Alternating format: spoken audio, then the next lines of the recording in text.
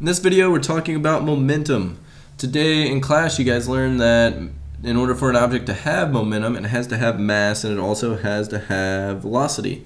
And so our formula for momentum is just this: P equals mass times velocity. And if you're writing this down in your notes, you may also want to write down what each symbol stands for, because P is not exactly the easiest to remember that is momentum. So in that case, P is momentum, M is mass,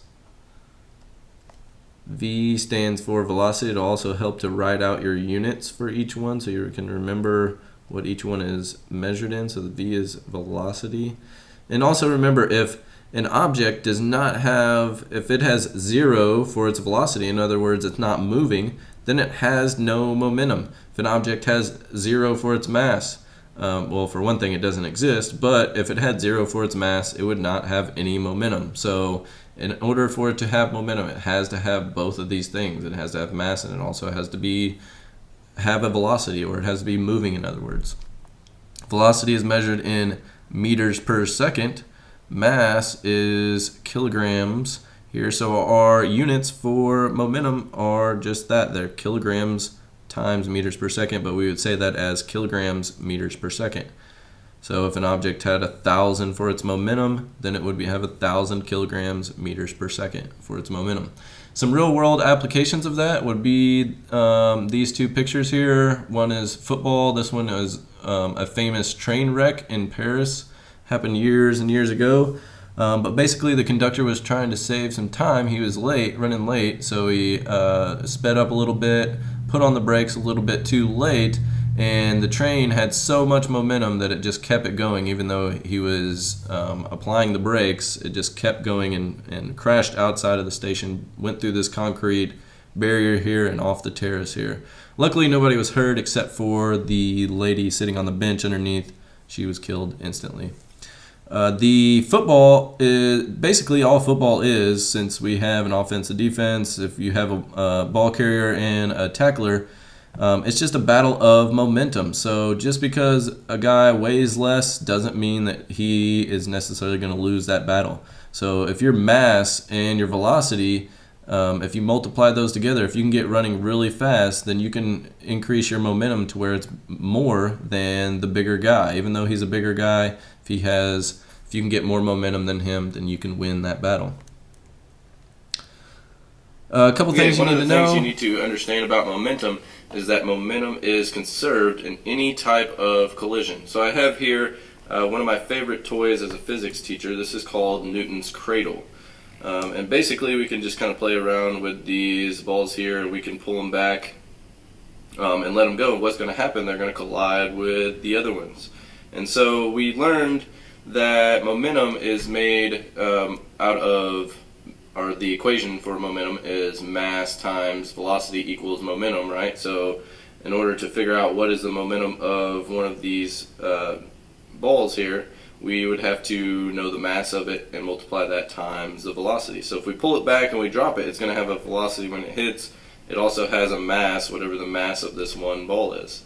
So the mass times the velocity is going to be how much momentum they have, and when it hits, well, let's see what happens here.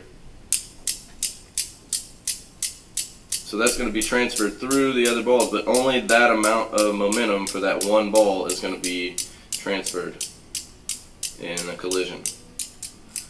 So let's stop these here. Let's see what happens with two balls here. So now we've doubled the mass. The velocity is going to be the same, but let's see what happens now.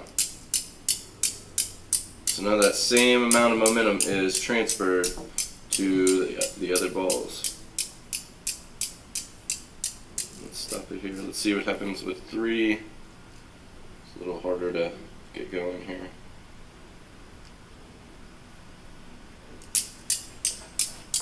So now two of the balls are going to stay in that position. That middle one's going to go back and forth because there's 3 times the mass there for the momentum. And we can even do 4 here, so let's see what happens there.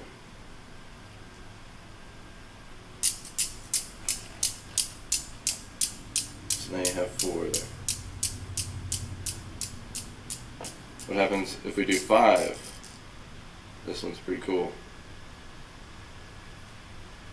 Just kidding. So the thing that you need to know is that momentum is conserved. So we have the conservation of momentum in any type of collision. Another thing that you guys need to understand about momentum is that momentum is a vector quantity. So you need to know not only the size of it, but also not only the amount of momentum it has, direction, sorry.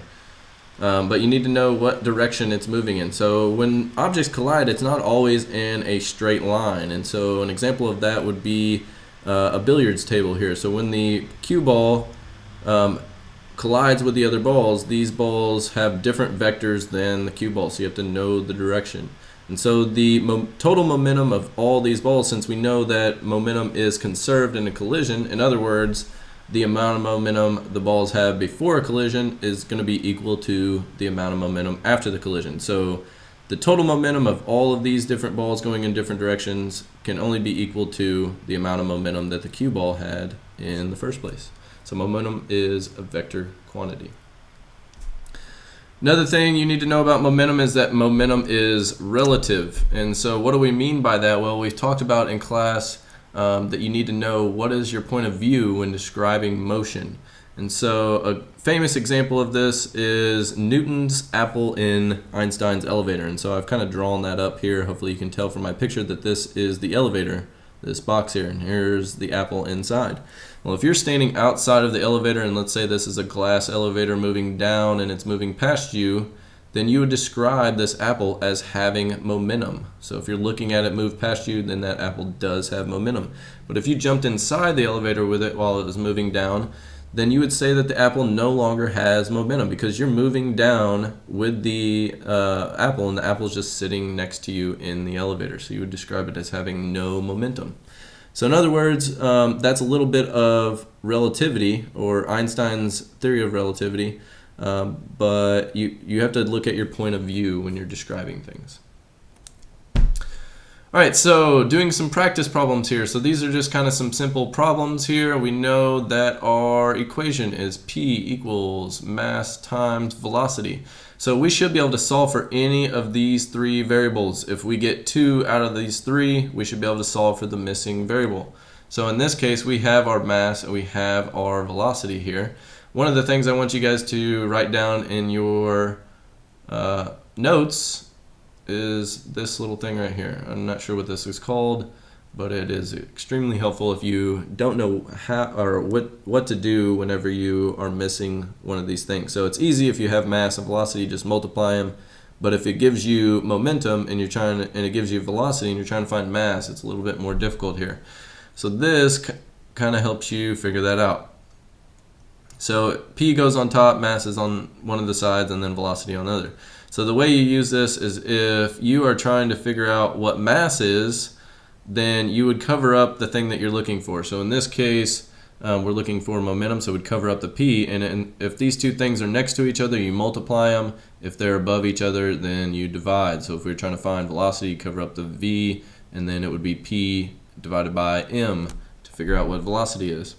So in this case, we have 1,500 kilograms as our mass, so we would write that into our formula. And it may help to write out the formula every single time and then just put the numbers right where the letters go. So we got 1,500 times 30, and that gives us 4,500 kilograms meters per second. Again, just a reminder, this also works for the velocity formula.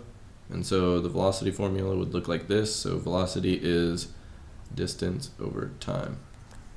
So that may be also helpful for you guys to write in there.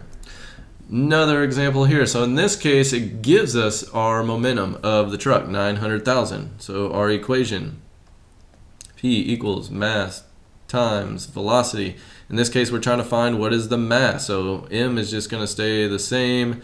P is going to be 900,000, right, is equal to M times 30. So in this case, if we can just look over here and we want to find M, so we cover up the M, and it's P divided by V, so 900,000 divided by 30, right? So divide that by 30, and that is going to give us our answer of 30,000 kilograms. So these are simple momentum problems.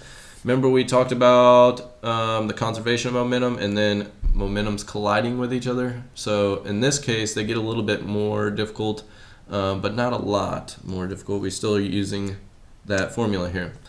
So if we know that our momentum before a collision is the same as the momentum after a collision, so we can find what is our momentum before, it's going to be equal to what it is after. So if this car, let's say that it's driving in this direction, and this is a parked car, so it has 0 velocity, right? And we have 9, this one's traveling at 9 meters per second, then our momentum is 9 times 1,000, that gives us 9,000. So what's our momentum going to be after our collision?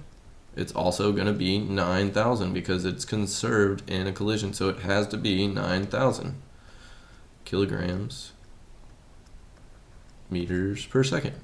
But in this case, we're trying to find what is the velocity of this truck afterwards. So this one's going to crash into this truck, and then this truck's going to start rolling forward. This car is just going to stop. So if this car drives and it crashes into the truck of knowledge here, how are we going to solve for that? So we still use our mass times velocity, right? So if we want to know what is our total momentum before, we know it's 9,000 in this case. So we have the mass of our first car, so this is our first car, this is our second car. Mass of our first car times our velocity of our first car plus the mass of our second vehicle plus our times the velocity of our second vehicle is going to be equal to, so this is before the collision, right? This is going to be after our collision. So we have the mass of our first vehicle, velocity of our first vehicle, plus the mass of our second vehicle. So this is how, and then we just got to plug things in here. So we take mass, which is 1,000. So we got 1,000 times 9, because our velocity is 9 in that case. We have to add that to the mass of our second vehicle, which is 2,000, and it's just sitting still, so it has a velocity of 0. So that 2,000 times 0 is 0. 1,000 times 9 is 9,000. 9,000 plus 0 just gives us 9,000. Okay, so the mass of our first car is 1,000 on this side. Now it is sitting still. After it crashed into the back of it, it just stays put, right? So it would be 1,000 times 0 plus 2,000 is our mass on this side times v. We don't know our velocity. We're trying to figure that out. So anytime you're trying to figure something out, you just put that variable in there. So we have 1,000 times 0 gives us 0 plus 2,000 times v. So we can just say that that is 2,000 v because that's the same thing, right? So now how do we get that on that side? Since this is multiplying times 2,000 times v, we would divide both sides. We have to do the opposite of that. So 9,000 divided by 2,000, and we get 4.5. So that's the velocity of our second vehicle in meters per second. So we said that they're conserved. So if this is the velocity after, we would take our mass of our first vehicle times our velocity and see what our momentum is after that, right? So we have 0 momentum on the first car after the collision because it stopped. So 2,000 times 4.5 gives us our 9,000 kilograms meters per second. So our momentum before the collision is 9,000. Our momentum after the collision is 9,000. And our answer to this problem is V equals 4.5 meters per second. Okay, so I want you guys to solve these problems, answer them in the form down below, and I'll see you guys in class. Hopefully this was helpful.